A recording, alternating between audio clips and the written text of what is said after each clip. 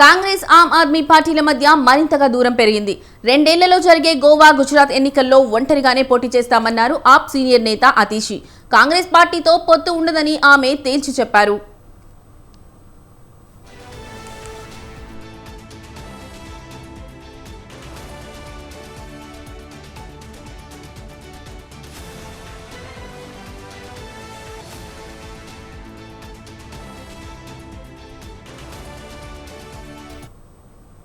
India కూటమితో Aam Aadmi party దాదాపుగా తెగతింపులు చేసుకున్నట్లే. అధికారికంగా India కూటమిలో ఇప్పటికే ఆమ్ ఆద్మీ పార్టీ భాగస్వామ్య పక్షంగానే ఉంది. కానీ ఇండియా కూటమిలో అతిపెద్ద పార్టీ అయిన కాంగ్రెస్తో కొంతకాలంగా దూరంగానే ఉంటోంది. కాగా 2027లో గుజరాత్ అలాగే గోవాలో ఎన్నికలు జరగనున్నాయి.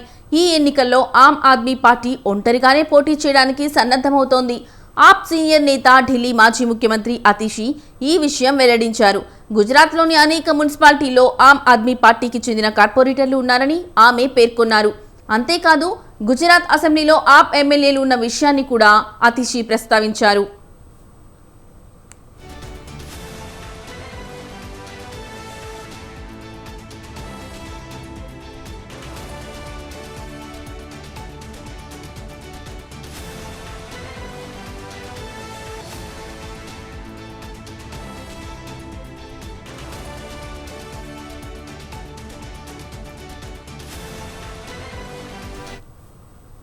ఢిల్లీ మోడల్తో జాతీయ రాజకీయాల్లో తన ఉనికి చాటుకోవాలని ఆమ్ ఆద్మీ పార్టీ కొంతకాలంగా తీవ్ర ప్రయత్నాలు చేస్తోంది.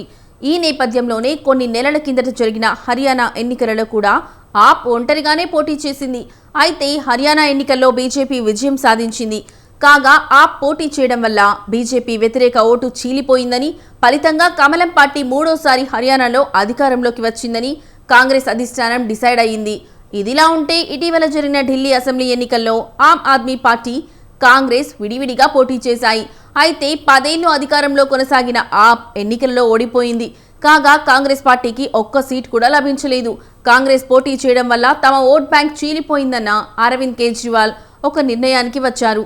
దీంతో కాంగ్రెస్ ఆప్ మధ్య దూరం మరింతగా పెరిగింది.